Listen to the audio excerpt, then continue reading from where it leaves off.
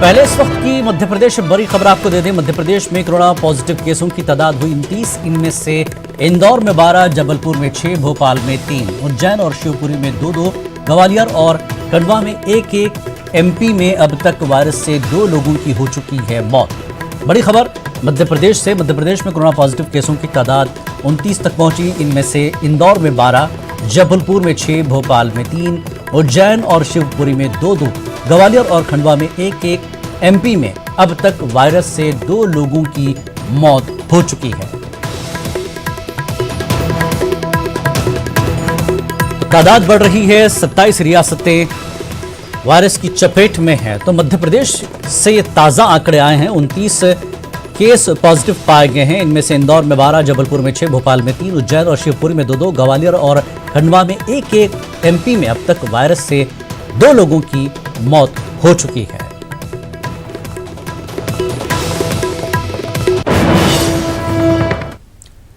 उत्तर प्रदेश के इटावा में नमाजियों पर पुलिस ने लाठियां बरसाई। नमाज पढ़ने वालों के साथ साथ इमाम को भी पीटा। लोगों की गलती ये थी कि वो जुमा की नमाज अदा करने मस्जिद पहुंचे थे।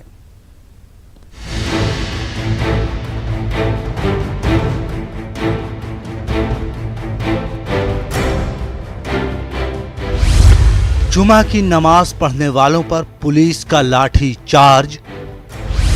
इमाम मस्जिद समेत 12 लोगों के खिलाफ मामला दर्ज। यूपी के इटावा में पुलिस ने नमाजियों को पीटा। नमाजियों के साथ की बदसलूकी।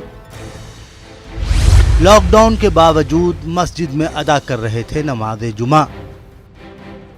कोरोना वायरस की दहशत से इनकार नहीं। हिंदुस्तान में लॉकडाउन है, मगर पुलिस का डंडा लॉकडाउन से आजाद है। यूपी के इटावा में पुलिस ने जुमा की नमाज अदा करने वालों पर जमकर लाठियां बरसाईं। नमाजी गिड़गिड़ाते रहे, मगर पुलिस नमाजियों पर डंडे बरसाती रही। पुलिस ने मस्जिद के इमाम को भी नहीं बख्शा और मस्जिद के इमाम का कॉलर पकड़ लिया। लोगों की गलती ये थी कि वो जुमा की नमाज अदा करने मस्जिद पहुंचे थे। ये तस्वीरें यूपी के इटावा स्टेशन रोड पर वाक़ई मस्जिद मजीदिया की है, जहां पुलिस नमाजियों पर लाठी बरसा रही है और कॉलर पकड़कर खींच रही है। मस्जिद में नमाज खत्म होते ही पुलिस को देखकर कुछ लोग मस्जिद से बाहर निकलकर भाग गए और कुछ को पुलिस गिरफ्तार करके ले गई। कोरोना की आड़ में नमाजियों पर लाठीचार्ज कितना सही? क्या नमाज पढ़ने वाले मुजरिम थे? क्या यूपी हुकूमत ने लाठीचार्ज का हुक्म दिया था? क्या पुलिस योगी हुकूमत को बदनाम करना चाहती है? नमाजियों पर कार्रवाई के बाद इस तरह के सवाल उठने लाजमी हैं। यह भी एक सवाल है कि पुलिस बगैर सख्ती किए भी नमाजियों को समझा सकती थी कि उनका मस्जिद में एक साथ जमा होना कितना खतरनाक है। Bureau report, news 18 Urdu. एक और अहम खबर इस वक्त आ रही है। कोरोना वायरस की पहली तस्वीर एक अखबार में शाया हुई है। मुल्क में पहले मुसद्दका मरीज में पाए गए वायरस की तस्वीर। 30 जनवरी 2020 में पहले केस की हुई थी तस्दीक। तस्वीर में देखा जा सकता है कोरोना वायरस। तो बड़ी खबर इस वक्त की कोरोना वायरस की ये पहली तस्वीर है। तस्वीर एक अखबार में शाया हुई थी। मुल्क में पहले मुसद्दका मरीज में पाए गए वायरस की ये तस्वीर है। 30 जनवरी 2020 में पहले केस की हुई थी तस्दीक। तस्वीर में देखा जा सकता है कोरोना वायरस। तो कोरोना वायरस की तस्वीर पहली बार सामने आई है। ये तस्वीर आप अपने स्क्रीन पर देख सकते हैं। कोरोना वायरस का जिस तरह से उसकी तस्वीर आई है, एक अखबार में ये तस्वीर शाया हुई है। पहले मुसद्दका मरीज में ये वायरस पाया गया था, जिसकी तस्वीर शाया हुई है। 30 जनवरी 2020 में पहले केस की हुई थी तस्दीक। तस्वीर में साफ देखा जा सकता है कोरोना वायरस।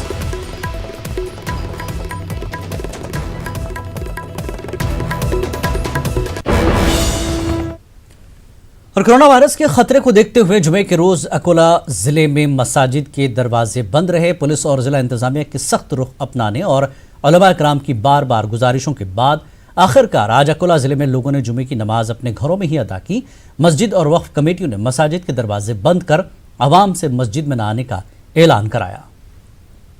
रात कोरोना वायरस के चलते हुए गौलीपुरा मोहम्मदी मस्जिद में जो है 5 ही लोग नमाज जुमा अदा कर रहे हैं और बाकी किसी को मस्जिद में आने की इजाज़त नहीं है। हमने मस्जिद से ऐलान कर दिया है कि लोग अपने अपने घरों में ज़ोहर की नमाज़ अदा करें और जो है बाहर ना निकलें। और हैदराबाद की तारीखी मक्का मस्जिद में वक्फ बोर्ड के अहकाम के मुताबिक नमाज जुमा अदा की गई। मक्का मस्जिद में सिर्फ 5 लोगों को ही नमाज जुमा अदा करने की इजाज़त दी गई थी। मक्का मस्जिद में ड्यूटी पर तैनात पुलिस ओहदेदारों और मीडिया नुमाइंदे जो न्यूज़ का कवरेज के लिए आए थे, उन्होंने भी नमाज अदा की। वाज़ेह है कि उलमा दीन ने जुमे के दिन मसाजिद में नमाज अदा करने के बजाय घरों पर ही ज़ोहर की नमाज अदा करने की अपील की थी। उलमा दीन की अपील का नमाजियों पर असर देखा गया।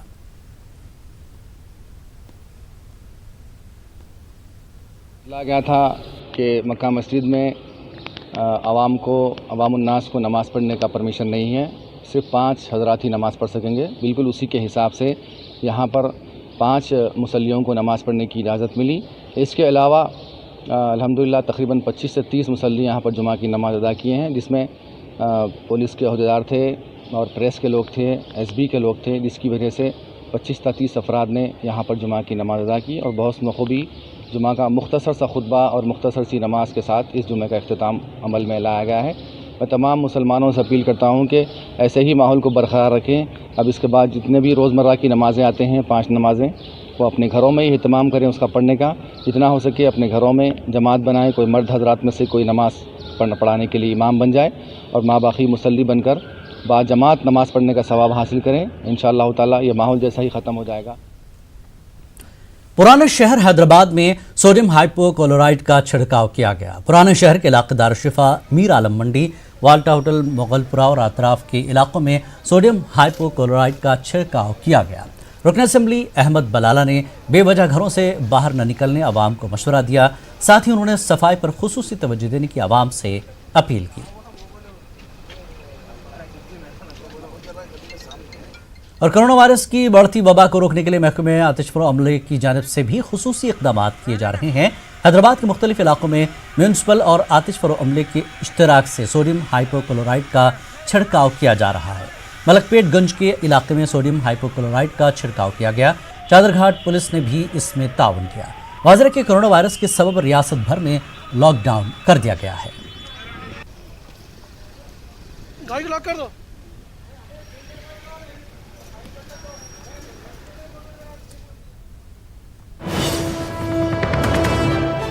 और कर्नाटक से इस वक्त की बड़ी खबर, कर्नाटक के मधुल से बड़ी खबर। मधुल में तबलीग जमात के अरकान पर पुलिस की कार्रवाई। 22 अफराद मस्जिद में थे मौजूद।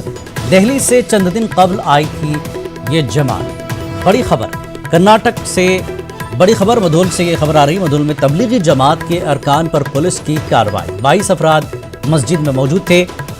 दिल्ली से चंद दिन कबल ये जमात आई। कर्नाटक में हालांकि आज जिस तरह से जुमा के लिए ऐलान किया गया था, सिर्फ मस्जिद में 5 लोग नमाज अदा करेंगे, लेकिन तबलीगी जमात बड़ी तादाद में लोग मसाजिद पहुंचते हैं, तो ऐसे में 22 अफराद मधोल में तबलीगी जमात के पाए गए, जिस पर पुलिस ने कार्रवाई की है। दिल्ली से चंद दिन कबल ये जमात आई थी।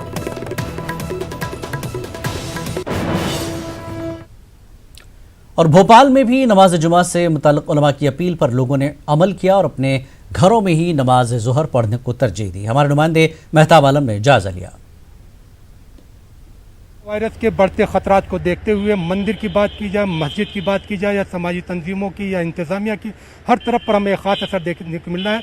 मध्य प्रदेश में जहां पर 26 मामले अब तक पॉजिटिव पाए गए, जिसमें से इंदौर, उज्जैन में एक शख्स के अब तक इंतकाल हो चुका है, लेकिन उसके बाद हमने देख रहे हैं कि मस्जिदों के लिए उलमाए दीन और शहर काजियों के जो बयान आए उसका एक खासा असर देखने को मिला। इस वक्त हम एशिया की बड़ी मस्जिद ताजुल मसाजिद के सामने खड़े हैं। आप देख सकते हैं कि वो ताजुल मसाजिद जहाँ पर नमाज जुमा के दिन जो है 10 बजे से ही लोगों का आना जाना शुरू हो जाता है। इस वक्त देख रहे हैं कि यहाँ पर जो है उलमाए दीन के बयान के खास असर देखने को मिल रहा है कि यहाँ पर एक भी आदमी जो है दिखाई नहीं दे रहा। जो उलमाए दीन यहाँ पर जो मस्जिद में इमाम है वो सिर्फ अंदर की तरफ मौजूद है और इमाम और मुअज्जिन और एक दो लोगों के अलावा ही यहाँ पे नमाज अदा करेंगे, क्योंकि उलमा दीन का कहना है कि इस वक्त जो है इंसानियत को सबसे बड़ा ख़तरा जो है उसको बचाना है, और इस वक्त सबसे बड़ी जिहाद यही है कि इंसानियत को बचाया जाए। और इंसानियत को बचाने के लिए ही तमाम चीज़ों पर हमें देख रहे हैं कि एक ख़ास असर हमें देखने को मिल रहा है। हालांकि उलमा दीन के बयान को कुछ लोगों ने नज़रअंदाज करने की कोशिश की, और भोपाल के टीला जमालपुरा में जो है हम देख रहे हैं कि वहाँ पर जब मस्जिद में नमाज पढ़ने से मना किया गया तो लोगों ने उसको दूसरे अंदाज में लिया, और उस पर जो है उन्होंने वहाँ से एक ख़ास तौर पर एक घर की छत पर नमाज पढ़ने की कोशिश की, और 30 लोगों के खिलाफ भोपाल में FIR किया गया।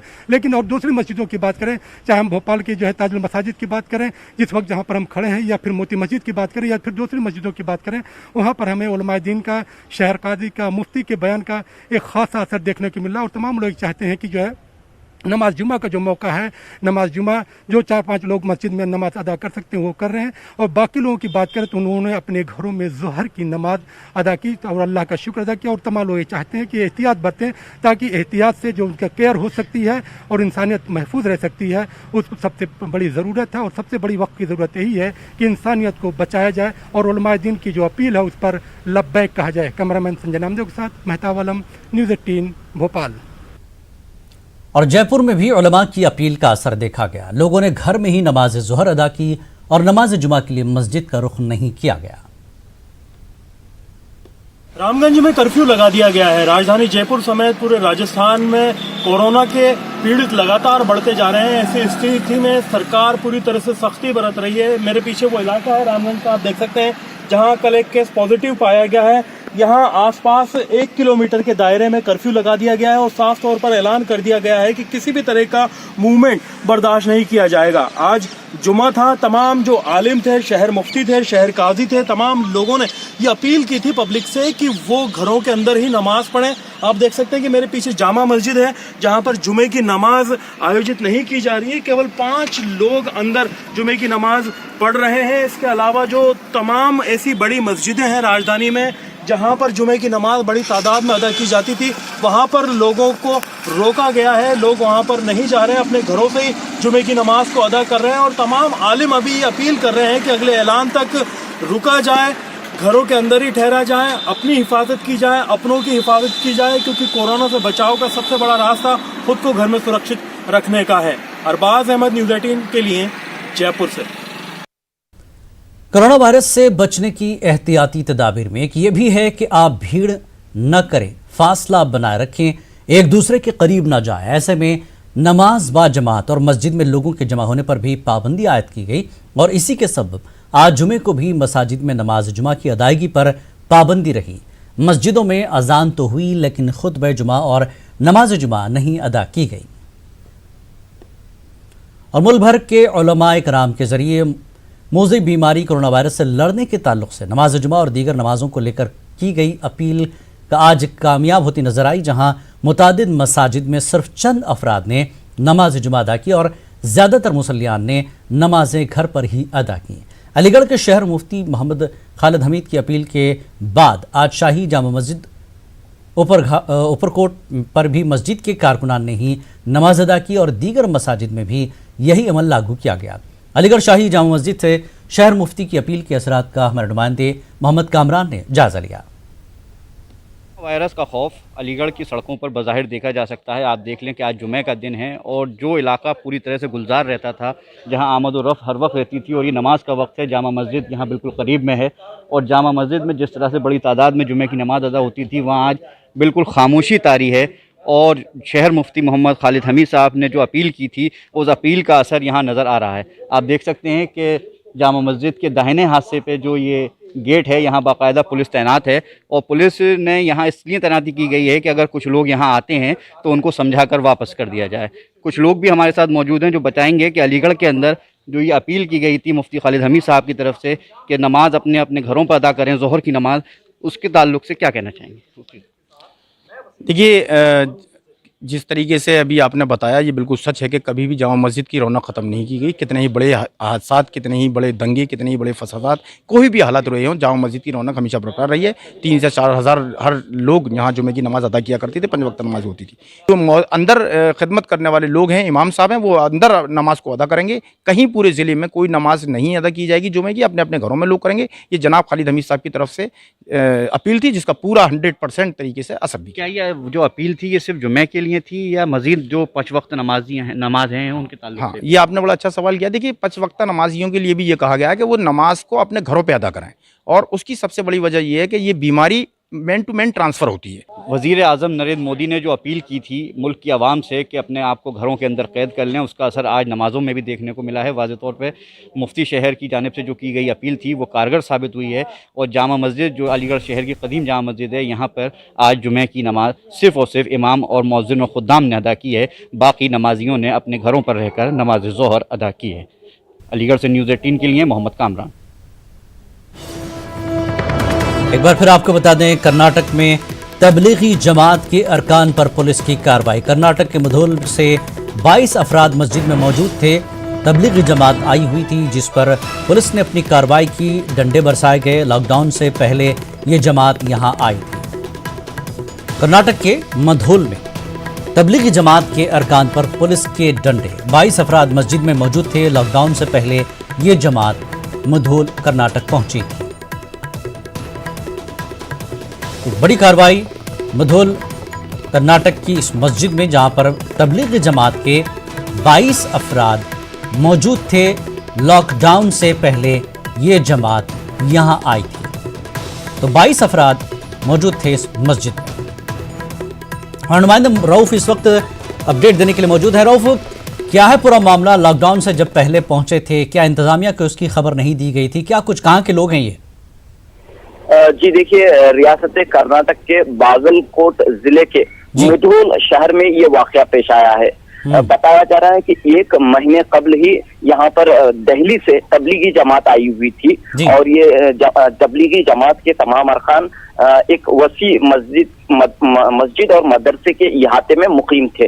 अब जबकि लॉकडाउन ऐलान किया गया है, तो यहाँ पर आज मुकामी तहसीलदार की सदारत में अचानक कार्रवाई हुई पुलिस की, और इन्हें जो है मदरसे में जबरदस्त इनकी पिटाई की गई, इन पर डंडे बरसाए गए, और फिर इन्हें जो है इन्हें मदरसे के इहाते में ही इनकी तशखीस यानी तिब्बी जांच की गई, और इन्हें अब वहीं पर क्वारंटाइन किया गया है।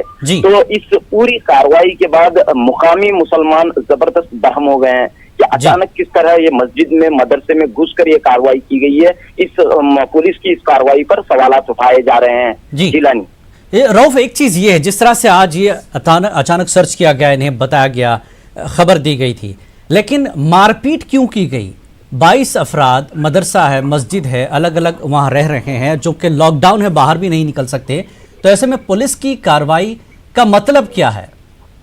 जी देखिए, पुलिस का ये कहना है कि इन्होंने जो है सोशल डिस्टेंस मेंटेन नहीं किया, यानी कि जो फासला रखना चाहिए एक दूसरे को, वो एक साथ इकट्ठा हुए थे।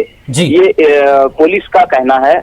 लेकिन हम यहाँ पर देख रहे हैं कि मस्जिद का, जैसा कि विजुअल्स में भी हम देख रहे हैं कि मस्जिद और मदरसे का जो इहाता है वो काफी वसी है, और यहाँ पर ये तबलीगी जमात के अरकान को छोड़कर कोई दूसरी बड़ी तादाद यहाँ पर दिखाई नहीं दी जब इन्होंने ये कार्रवाई की। तो इस लिहाज से पुलिस की इस कार्रवाई पर सवालात उठ रहे हैं, और ये भी बात कही जा रही थी कि जो मुकामी जिम्मेदार थे, यानी कि जो जिन्होंने मदऊ किया था तबलीग जमात को, जिन्होंने बुलाया था, उन्होंने मुकामी पुलिस स्टेशन में क्यों इसकी इत्तला नहीं दी थी कि बाहर से जमात आई हुई है, इतने लोग यहाँ पर क़याम कर रहे हैं, इतने लोग यहाँ पर रह रहे हैं, इसकी इत्तला इन्हें पहले क्यों नहीं दी गई? तो बहरहाल इस पूरे मामले में लग रहा है कि कम्युनिकेशन गैप हुआ है, या फिर इन्हें पुलिस को गलत इंफॉर्मेशन दी गई है, या फिर मुकामी लोगों ने कुछ भड़काया है, या गलत शिकायत दी है। तो ये बातें जो है तहकीक तलब हैं। जी रऊफ, क्या अब पुलिस की अगली कार्रवाई क्या है? क्या इन्हें वापस भेजा जाएगा या फिर इसी मदरसे और मस्जिद में क्वारंटाइन किया जाएगा? जी, फिलवक्त जो है इन्हें यहीं पर जो है क्वारंटाइन किया गया है, और इनकी बाकायदा तिब्बी जांच भी की गई है। जी। तमाम की तिब्बी जांच करने के बाद इन्हें एक ही जगह मस्जिद के इहाते में ही इन्हें जो है अलग अलग यानी कि फासले पर रखा गया है। और ये हम इस पूरे मामले के बाद ये मैं बताता चलूं कि ये दूसरा वाकया है। कल भी जो है कर्नाटक के गोकाक शहर में, बलराम जिले के गोकाक शहर में नमाज मुकम्मल होने के बाद जैसे ही नमाजी बाहर आए पुलिस ने डंडे बरसाए। लेकिन यहाँ पर हम देखते हैं कि गोकाक में जो वाक़ा पेश आया था वो मुकामी लोग थे, उन्होंने जो है खिलाफ वर्जी की। हालांकि उलमाए कराम ने ये अपील की कि वो घरों में ही नमाज अदा करें, लेकिन इसके बावजूद इन अपीलों को मुस्तरद करते हुए गोकाक शहर में लोग मस्जिद में जाकर नमाज अदा करें और इसकी वजह से उन्हें जो है पुलिस के डंडे खाने पड़े और इस कार्रवाई को सही भी करार दिया गया पुलिस इस कार्रवाई को। लेकिन अब इस पूरे मामले में ये जमात जो है बाहर से आई हुई है। एक यहाँ पर जो है पूरा लॉकडाउन है, कहीं ट्रेन का इंतजाम नहीं, बस का इंतजाम नहीं, ये लोग जाएं तो जाएं कहाँ। इस हालात में जो है इस तरह इन पर कार्रवाई करना अचानक जो बैरून रियासत से हैं, जिन्हें अब जो मुंतजिम है इस जमात को रखने के या फिर इलाके के उलमा हैं, उनका क्या मुतालबा है कि मसाजिद में जो जमातें आई हैं, पहले तो पुलिस को और सरकार की इंतजामिया को, लोकल इंतजामिया को इसकी इत्तला दी जाए, क्या ऐसा कुछ ऐलान हुआ है? जी देखिए, जहां तक इन जमातों के ताल्लुक से कोई ज्यादा मालूमात लोगों में नहीं है। हालांकि तबलीगी जमात जो है मुल्क के कोने कोने में गश्त करती रहती हैं। ये सिलसिला जो है जारी रहता है। इस ताल्लुक से क्या मुकामी जो जिम्मेदारान थे उन्होंने क्या कदम उठाए, क्या उनकी तरफ से क्या गफलत हुई? जब ये एक जमात जब बाहर से आई है तो उनका ख्याल क्यों नहीं रखा गया, उनकी हिफाजत क्यों नहीं की गई? और इस तरह का वाकया इस तरह के वाकये के लिए कहीं ना कहीं मुकामी जो जिम्मेदार हैं तबलीगी जमात के, वो भी इसके जिम्मेदार हो सकते हैं। बिल्कुल, बहुत बहुत शुक्रिया रऊफ इस जानकारी के लिए। तो नाजरीन, जैसा कि देखा आपने कि तबलीग जमात के 22 अरकान सोशल डिस्टेंसिंग की जो बात आ रही है वहां कहीं ना कहीं एक खिलाफ वर्जी हुई है, जिसकी वजह से ये कार्रवाई हुई है। दूसरी बात, जो मुंतजिम है तबलीगी जमात को यहाँ मदऊ करने के, उन्हें लॉकडाउन के फौरी बाद अपने इलाके के पुलिस अफसरान को इत्तला देनी चाहिए थी कि ये बाहर से तबलीगी जमात आई है, बैरून रियासत से हैं, इनको जो कायदा है इस वक्त सोशल डिस्टेंसिंग का, उस हिसाब से कैसे रखा जाए, उसकी जो गाइडलाइंस है वो फॉलो करते हुए रखा जाए तो पुलिस की कार्रवाई से बचा जा सकता है। और जो लोग मौजूद हैं मसाजिद और मदरसों में क़याम किए हुए लॉकडाउन की वजह से, उनकी हिफाजत भी हो सकती है।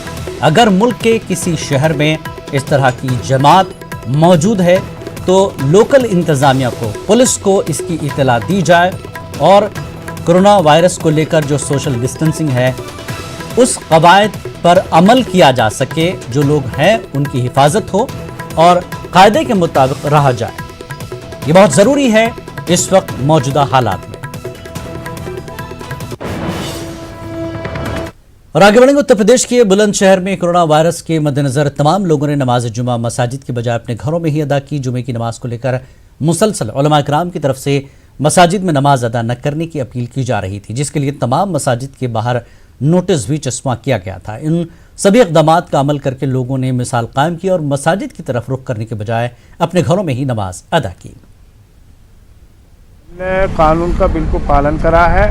हमने कोरोना वायरस की वजह से मस्जिद में ताला लगा दिया है और सब लोगों से ऐलान किया है कि लोग मस्जिद में नहाएं और घर पर नमाज पढ़ें, कोरोना वायरस की पूरे अमल करें, जिससे कोरोना वायरस हम लोगों में ना फैले, घर से बाहर बिल्कुल ना निकले। देखिए, देवबंद दारुल उलूम के फतवे के बाद में तमाम मस्जिदों में ताला है, नमाजें नहीं हो रही मस्जिद में, घरों पर नमाज पढ़ी जा रही है और घरों पर नमाज पढ़नी ही चाहिए।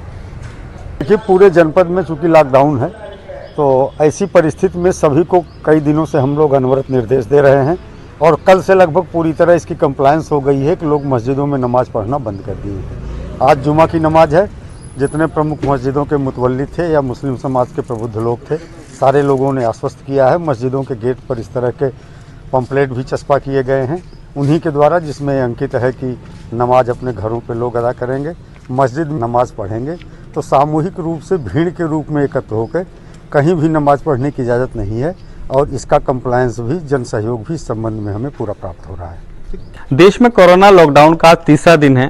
बात करें बुलंदशहर ज़िले की, तो बुलंदशहर ज़िले में पूरी तरह से प्रशासन मुस्तैद है।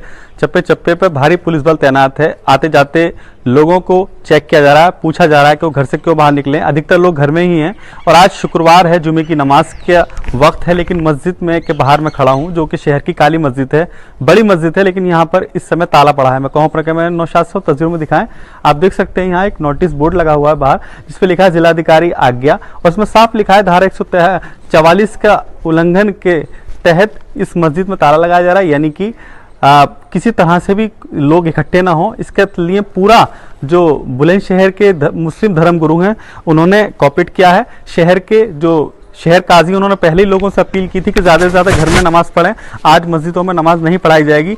तो इसका असर पूरी तरह से देखा जा रहा है कि बुलंदशहर की लगभग तमाम मस्जिदों में ताला पड़ा है। कैमरामैन नौशाद के साथ Ali Sharaf, news 18 Bulandshahr. Corona virus के बढ़ते खतरात के पेश नज़र मुल्क भर में जहां लॉकडाउन जारी है, वहीं आज कोलकाता में जुमे की नमाज नहीं हुई। आम लोगों के लिए मस्जिद को बंद कर दिया गया था, जबकि इमाम, मौज़िन, खादिम व मस्जिद इंतज़ामिया कमेटी के अराकीन के समेत चंद लोगों ने ही नमाज जुमा अदा की। नाखुदा मस्जिद के इमाम मौलाना शफीक ने मौजूदा हालात में आम लोगों को हुकूमत के साथ खड़े होने की अपील की और कोरोना के खिलाफ लड़ाई में अवामी कोशिशों को मजबूत बनाने पर जोर दिया। मुल्क के दीगर इलाकों की तरह गुलबर्गा में भी नमाज जुमा के लिए मसाजिद बंद रखी गई, साथ ही घर पर ही नमाज ज़ोहर अदा करने का ऐलान भी किया गया। शहर की बड़ी मसाजिद के अलावा मोहल्लों की मसाजिद भी मुकफ़ल रहीं। गर्ज गुलबर्गा की किसी भी मस्जिद में आम नमाजियों के लिए कोई गुंजाइश नहीं रखी गई थी। गुलबर्गा की मशहूर और मारूफ दरगाह हज़रत ख्वाजा बंद नवाज का भी यही हाल रहा। दरगाह शरीफ के अहाते में मौजूद तीनों मसाजिद बंद रहीं। गुलबर्गा में बंद मसाजिद का जायज़ा लिया हमारे नुमाइंदे जवाद मीर ने। होनी थी, मगर ज़िला इंतज़ामिया की जानिब से अहकामात, सरकारी अहकामात के बाद यहाँ पर आज नमाज जुमा नहीं हो सकी। मैं हमारे कैमरामैन से गुजारिश करूँगा, बताइए किस तरह से यहाँ पर दरगाह शरीफ पर इंतज़ाम किए गए हैं। देखिए दरगाह शरीफ की 11 सीढ़ी है, जहाँ पर जो है हमेशा हज़ारों लोग मौजूद रहते हैं, जहाँ पर मुल्क के कोने कोने से ज़ाहिरीन आते हैं हज़रत ख्वाजा बंद नवाज गैसुद्राज रहमतुल्लाह अलैह की ज़ियारत करने के लिए। मगर ताज़ा इम्तनाई अहकामात के बाद दरगाह शरीफ को मुकम्मल तौर पर बंद कर दिया गया है। किसी ज़ाहिरीन को दरगाह शरीफ में दाखिले की इजाज़त नहीं दी गई है। मुकम्मल तौर पर गेट बंद कर दिया गया है। नमाज जुमा भी नहीं हो रही है, 5 वक्ता नमाजें हो रही है, मगर खादिम और जो इमाम साहब है, मौज़िनीन हैं, दरगाह शरीफ के अहाते में 3 से 4 मसाजिद हैं, मगर किसी मस्जिद में आज नमाज जुमा नहीं हुई। अगर से हम शहर के दीगर मसाजिद की बात करें, जैसे बड़े मसाजिद की बात करें, जामा मस्जिद महबस, जामा मस्जिद स्टेशन बाज़ार, जामा मस्जिद संतराशवाड़ी, मस्जिद सालैन, मुस्लिम चौक, किला हिशाम की जामा तारीख़ी जामा मस्जिद, मोहल्ला की मस्जिद, किसी मस्जिद में आज नमाज जुमा नहीं हुई। हर मस्जिद में मुकम्मल तौर पर बंद रखा गया, ताला रखा गया। हर मस्जिद के बाहर एक बोर्ड रखा गया था, जिस पे लिखा गया था कि भी सरकारी अहकामात के मद्देनज़र, कोरोना वायरस के चलते पेश नज़र, आप तमाम की मुसल्लियान की सेहत के पेश नज़र मसाजिद को बंद कर दिया गया है। घरों में नमाज अदा करने के लिए अहकामात किए गए हैं। देखिए ये मैं पूरा ये नज़ारा देख सकते हैं आपके दरगाह शरीफ का जो है नज़ारा है, जहाँ पर हमेशा ज़ायरीन की जो है आमद रहती थी। यहाँ पर जो है चादर पेश किए जाते थे, नारियल की दुकानें थी, मिठाई की वो दुकानें थी, जो मुकम्मल तौर पर शट डाउन है, मुकम्मल तौर पर बंद है। ये पूरा इलाका सुनसान है, कोई यहाँ पर आरा जारा नहीं है। ये ऊपर जो आप देख रहे हैं ये लॉजेस वगैरह है, ये लॉजेस वगैरह भी जो है मुकम्मल तौर पर बंद है, कोई यहाँ पर है नहीं। ये लॉजेस में जो ज़ायरीन आते थे उनका यहाँ पर क़याम होता था, लॉजेस में मुकम्मल तौर पर शट डाउन है। यहाँ पर किसी ज़ायरीन की आमद नहीं हो रही है। गर्ज अगर से देखा जाए तो गुलबर्गा भी मुकम्मल तौर पर शट डाउन है। अगर से हम गुलबर्गा की अगर से कोरोना वायरस की अगर से बात की जाए तो मुल्क में कोरोना वायरस की पहली मौत शहर गुलबर्गा में वाक़ई हुई थी। 76 साल बुजुर्ग का इंतकाल हुआ था। उसके बाद से गुलबर्गा में अल्हम्दुलिल्लाह कंट्रोल में है, कोई नया मामला सामने नहीं आया है। सिर्फ उन जो मुतवफ़ी के 2 अहले जो उनसे वाबस्ता अफराद, एक उनकी दुख्तर, एक उनका डॉक्टर, बस 2 ही अभी तक मुतासिर है।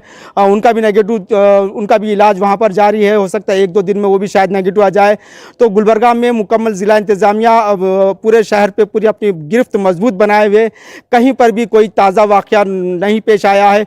ज़िले में, शहर में जगह जगह पर जो हर्डल्स लगाए गए हैं, ट्रैफिक को मुकम्मल तौर पर रोक दिया गया है। जगह जगह जगह पर जो है हडस लगा के लोगों की आमद रफ्त को मुकम्मल तौर पर बंद किया गया है। गलियों पर भी जो है ज़िला इंतज़ामिया ने हडस लगा दिए, वहाँ पर बम्बू लगाकर गलियों को प्याक कर दिया ताकि कोई आमद रफ्त ना रहे, लोगों की नक़ल हमल ना रहे। इस तरह से देखा जाए तो गुलबर्गा मुकम्मल शटडाउन है। मसाजिद से अज़ानें दी जा रही हैं, मगर साथ में ताकीद भी की जा रही है कि आप अपने घरों में रहिए, आप घरों में ही नमाज अदा कीजिए। न्यूज़ 18 उर्दू, गुलबर्गा, जवाद मीर। यहाँ रुकेंगे एक ब्रेक के लिए, ब्रेक के बाद फिर हाजिर होते हैं।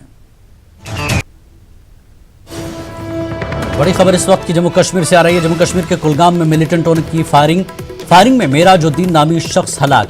जख्मी शख्स को जीएमसी अनंतनाग मुंतकिल किया गया था। अस्पताल में मेराजुद्दीन ने दम तोड़ दिया है। बड़ी खबर, जम्मू कश्मीर के कुलगाम में मिलिटेंटों की फायरिंग में जख्मी शख्स को जीएमसी अस्पताल मुंतकिल किया गया था, लेकिन अस्पताल में मेराजुद्दीन ने दम तोड़ा। फायरिंग में मेराजुद्दीन नामी शख्स हलाक हुआ है। जख्मों की ताब न लाकर हलाक हुआ मेराजुद्दीन। अस्पताल में मेराजुद्दीन ने दम तोड़ा है।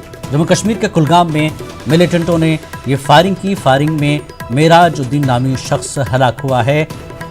पहले मेराजु को जख्मी हालत में जीएमसी अनंतनाग मुंतकिल किया गया था। अस्पताल में मेराजुद्दीन ने दम तोड़ा। इस वक्त पूरे मामले की जानकारी के लिए जहूर रिजवी हमारे साथ जुड़ चुके हैं। जहूर, क्या है पूरा मामला और ये शख्स कौन है जो फायरिंग में हलाक हुआ है? जिलानी, मैं आपको बताऊं कि ये अभी का वाकया है। कुछ देर कबल एक रेडवनी बाला करके इलाका है कुलगाम का, जहां पे नामालूम मुसल्लह अफराद ने ये मेराजुद्दीन भट्ट जो है, मेराज अहमद भट्ट वलद मोहम्मद अकबर भट्ट, इसके ऊपर फायरिंग की और जिसके नतीजे में चूंकि इब्तदाई तौर पर ये जख्मी हो गया था, जिसको मकामी प्राइमरी हेल्थ सेंटर में लिया गया ताकि उसका इलाज मुआवजा किया जाए। लेकिन इसके फौरन बाद जो ही वहाँ पे उसकी कंडीशन बहुत ज्यादा खराब हो गई तो उसको अनंतनाग की गवर्नमेंट मेडिकल कॉलेज में दाखिल किया गया और जो ही वहाँ पे उन्हें दाखिल किया गया तो उनकी वहाँ पे मौत वाकया हुई। क्योंकि ये कुल मिलाकर अभी तो कुछ नहीं कहा जा सकता है, क्योंकि पुलिस ने भी इसमें इब्तदाई मरहले में जख्मी होने की जो है वो बोला था, जख्मी हुआ था ये बंदा। लेकिन उसके फौरन बाद चूंकि ये मसला जो है इसके जस्ट पे, अगर जैसे हमारे नाज़रीन अभी देख रहे हैं जो विजुअल्स हमारे पास आ रहे हैं एक्सक्लूसिव विजुअल्स, उसमें ये दिखाया जा रहा है कि इसके सीने पे गोली लगी हुई है, जिसकी वजह से इसका काफी खून बह गया और ये ब्लड लॉस होने की वजह से इसकी मौत जो है अनंतनाग में गवर्नमेंट मेडिकल कॉलेज में हुई है। क्योंकि मिलिटेंट ने इसी शख्स को निशाना बनाया है। जी, तो ये मिलिटेंट के निशाने पर था? जी बिल्कुल, अभी ये कहा नहीं जा सकता है कि ये निशाने पे था या नहीं था, लेकिन जिस हिसाब से इसके ऊपर गोलियां चलाई गई हैं तो इससे साफ जाहिर होता है कि किसी न किसी तरीके से यही निशाना था। और चूंकि ये सिंगल केस है और सिंगल वाहिद बंदा था जिसके ऊपर गोलियां चलाई गई है, अभी पुलिस ने कोई ऑफिशियल प्रेस रिलीज जो है वो जारी नहीं किया है। लेकिन फिलहाल अभी जिस तरह से हमें इब्तिदा में रिपोर्ट हमें हासिल हुई है, अभी उससे वही पता चलता है कि इसके ऊपर गोलियां चलाई गई थी, जिसके फौरन बाद इसकी जख्मी हालत में अस्पताल में दाखिल किया गया, जहां पे इसकी मौत वाकया हुई। कुल मिलाकर फोर्सेज और जो पुलिस है इसमें लगी हुई है, उनने केस दर्ज कर लिया है और वाकये की भी तहकीकात की जा रही है और अभी ये देखना बाकी है कि पुलिस इस बारे में ऑफिशियल जो स्टेटमेंट है उनका वो क्या होता है। जी जलानी। जी जरूर, बहुत बहुत शुक्रिया इस जानकारी के लिए। बहरहाल जम्मू कश्मीर के कुलगाम में मिलिटेंटों ने मेराजुद्दीन नामी शख्स पर फायरिंग की और अस्पताल में जख्मों की ताब न लाकर उसने दम तोड़ दिया है। तो आगे बढ़ेंगे अगली खबर की तरफ। लॉकडाउन का बेज़बान जानवरों पर भी बुरा असर पड़ा है। ऐसे जानवर जो इंसानों पर मुनहसिर होते हैं जैसे कबूतर, बंदर, कुत्ते, गाय, ऐसे जानवरों का बुरा हाल है। हमारे नुमाइंदे अरबाज अहमद ने जायजा लिया है। में लॉकडाउन कर दिया गया है। इस लॉकडाउन में तमाम लोग अपने घरों के अंदर हैं और उनकी हिफाजत भी इसी में है कि वो घरों में रहें, लेकिन उन बेजुबानों का ख्याल रखना भी जरूरी है जो कि इंसानों के ऊपर निर्भर करते हैं। हम बात कर रहे हैं इन बेजुबान जानवरों की। आप देख सकते हैं कि जयपुर के अंदर ये बंदर पिछले 2 दिन से परेशान है क्योंकि सब्जी मंडियां बंद हैं, बाजार बंद हैं, इंसानी जिंदगी अगर बंद है तो जाहिर सी बात है इनको वो खाना नहीं मिल पा रहा है जो कि आम दिनचर्या में सब्जी मंडियों से इन्हें मिला करता था।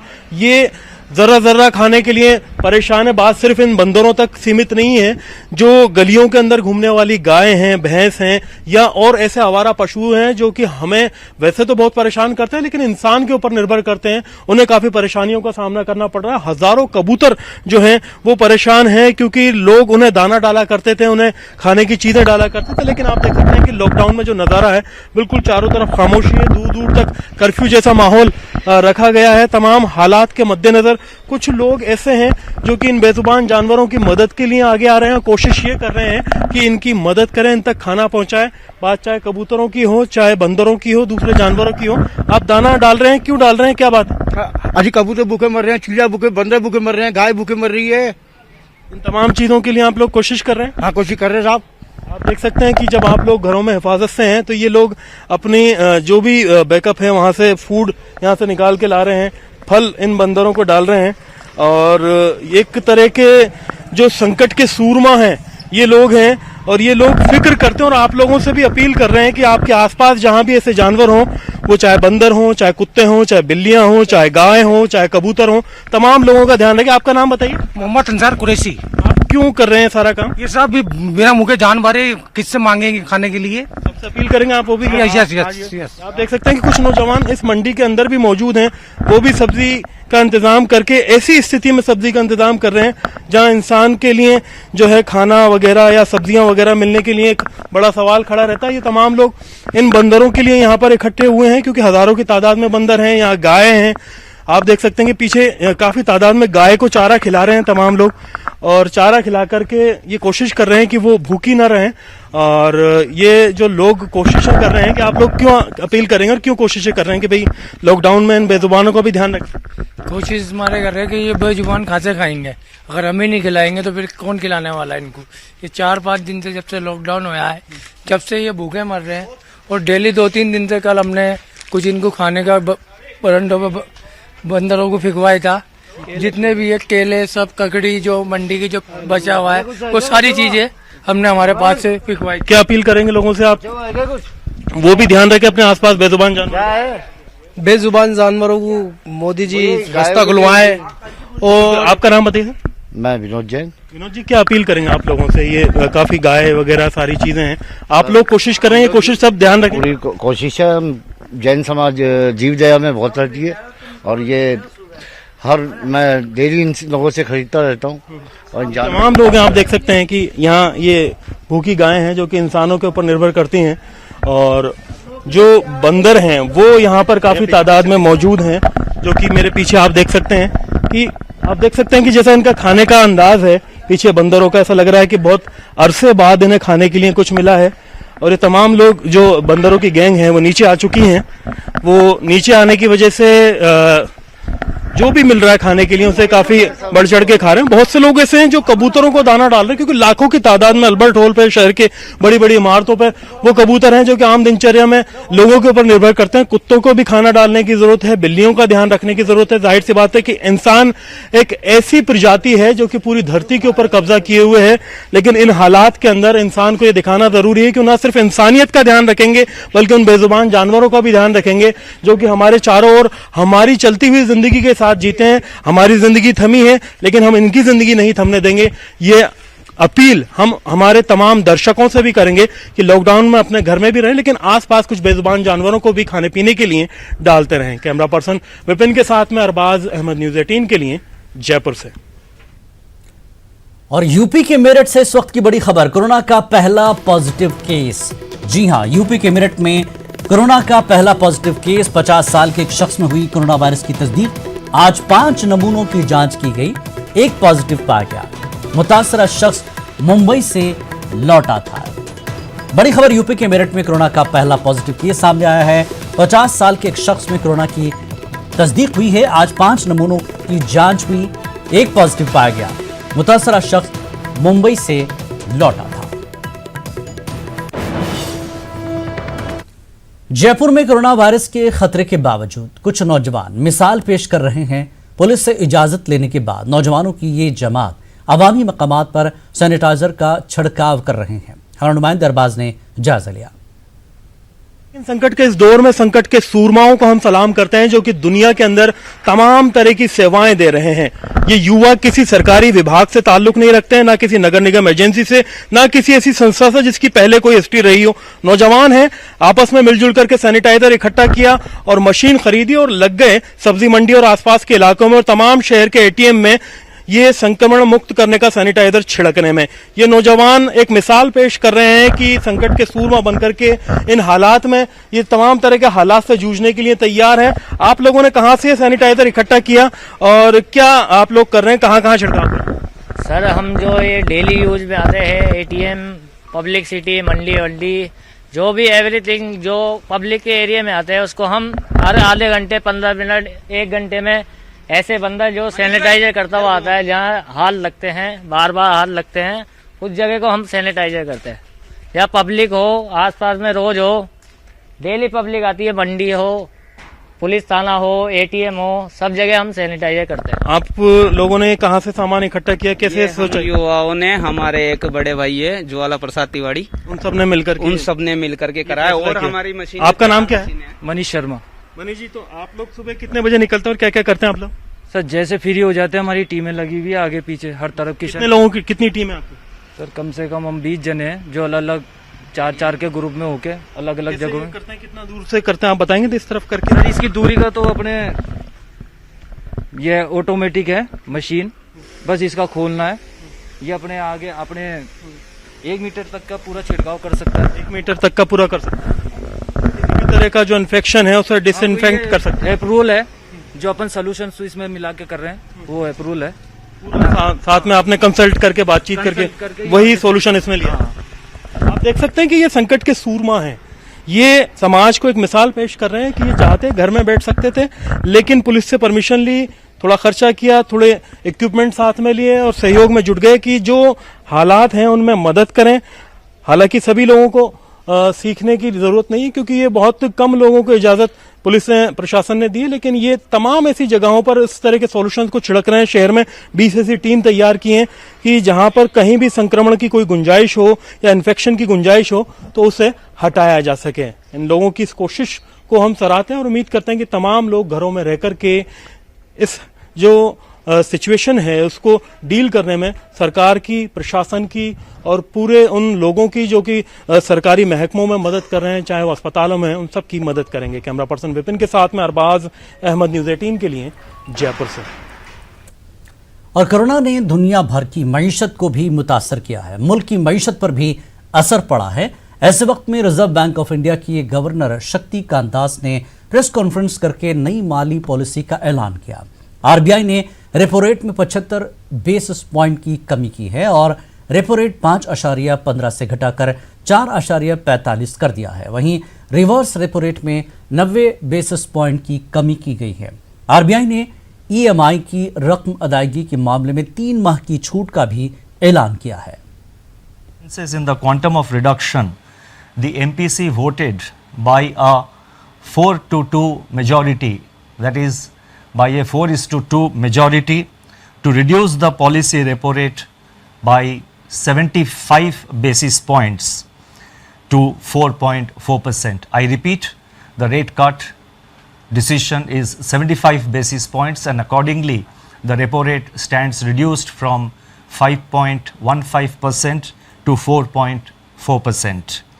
Simultaneously, the fixed rate reverse repo rate, which sets the floor of the liquidity adjustment facility, that is the LAF corridor, was reduced by 90 basis points. I repeat, 90 basis points to 4%, thus creating an asymmetrical corridor. मरकजी वजीर बराए अक़लियती उमूर मुख्तार अब्बास नकवी ने कहा कि corona से बचने के लिए एहतियात वाहिद रास्ता है और इस मुश्किल घड़ी में पूरा मुल्क वज़ीर आज़म नरेंद्र मोदी के साथ खड़ा है और लॉकडाउन पर अमल किया जा रहा है। कि पुख्ता एहतियात इस संबंध में, जो कोरोना के संबंध में सभी राज्य सरकारें कर रही है, केंद्र सरकार पूरी तरह से राज्य सरकारों को इसमें मदद कर रही है। जितनी भी कोशिश हो सकती है पॉजिटिव तरीके से, ईमानदार तरीके से वो हो रही है और उसका इम्पैक्ट और असर भी दिख रहा है। लेकिन सबसे महत्वपूर्ण है कि लोगों को एहतियात बरतना होगा।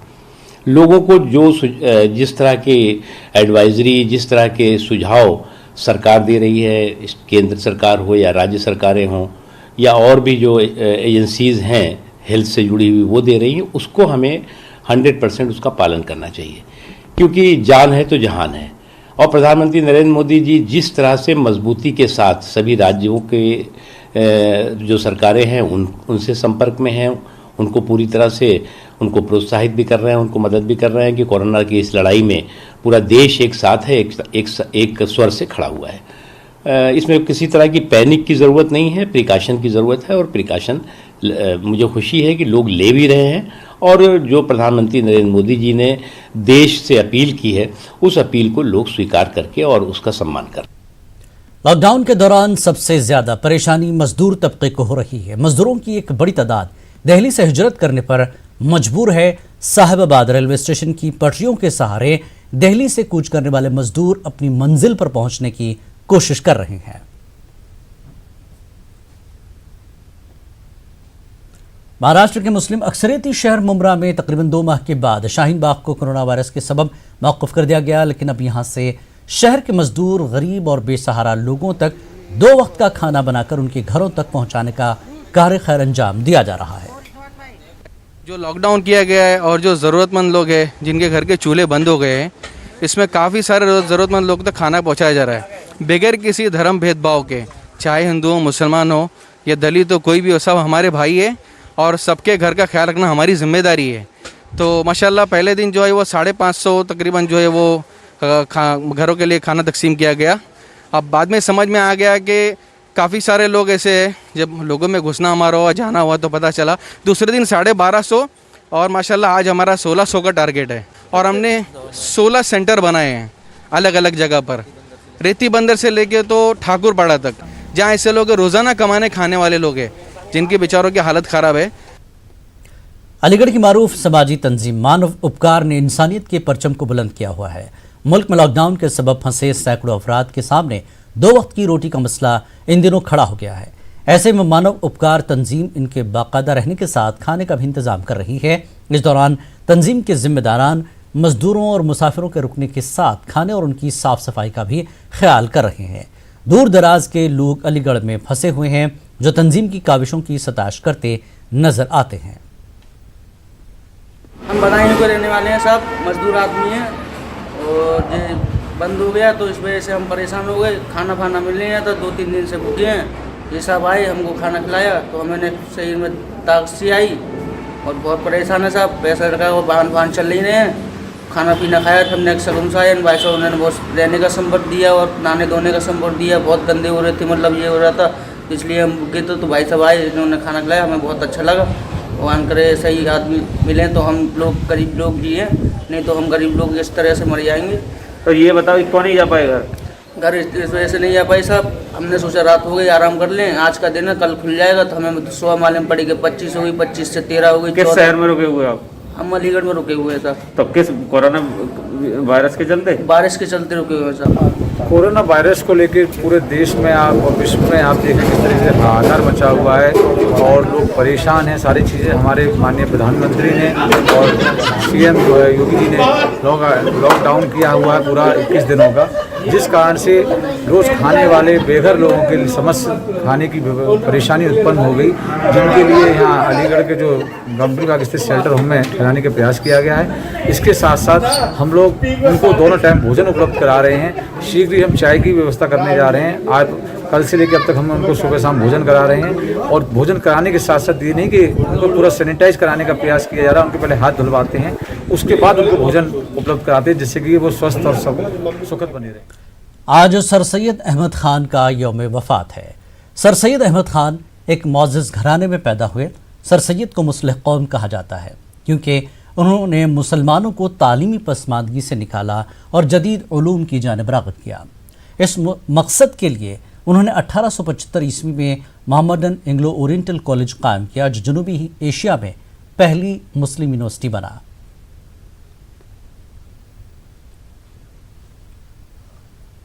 प्रिंस चार्ल्स के बाद बरतानिया के वज़ीर आज़म बोरिस जॉनसन भी कोरोना वायरस से मुतासिर हो गए हैं। डाउनिंग स्ट्रीट से मिली जानकारी के मुताबिक बरतानवी वज़ीर आज़म जॉनसन में कोरोना की अलामात पाए जाने के बाद उनका टेस्ट करवाया गया जो पॉजिटिव आया। वज़ीर-ए-आज़म दफ्तर के तर्जुमान के मुताबिक बोरिस जॉनसन आइसोलेशन में चले गए हैं और उन्होंने मुल्क भर में कोरोना से बचाव की मुहिम की क़यादत करने का आज़म ज़ाहिर किया है।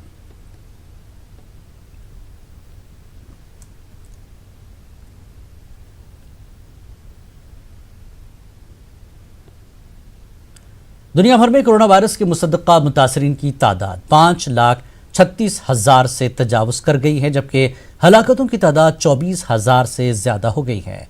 इस बीमारी से सेहतयाब होने वालों की तादाद तकरीबन 1,22,000 है। अमेरिका में इस वायरस से मुतासर अफराद की तादाद 68,000 से ज़्यादा हो चुकी है, जो चीन से भी ज़्यादा है। अमेरिका में कोरोना से कम अज़ कम 1,000 अफराद हलाक हो चुके हैं। इटली में कोरोना वायरस से सबसे ज़्यादा अमवात हुई हैं, जहां वायरस से 8,000 से ज़्यादा हलाकतों की तस्दीक की जा चुकी है। वहीं ईरान में कोरोना से हलाकतों का सिलसिला थमने का नाम नहीं ले रहा है।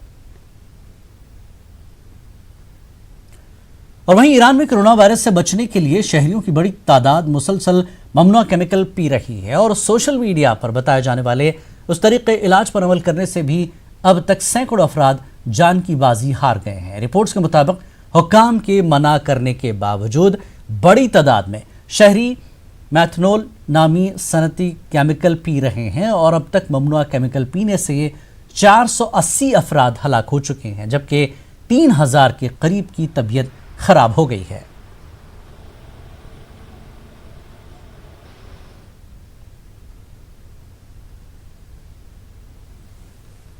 खास बात इंडिया में फिलहाल इतना ही।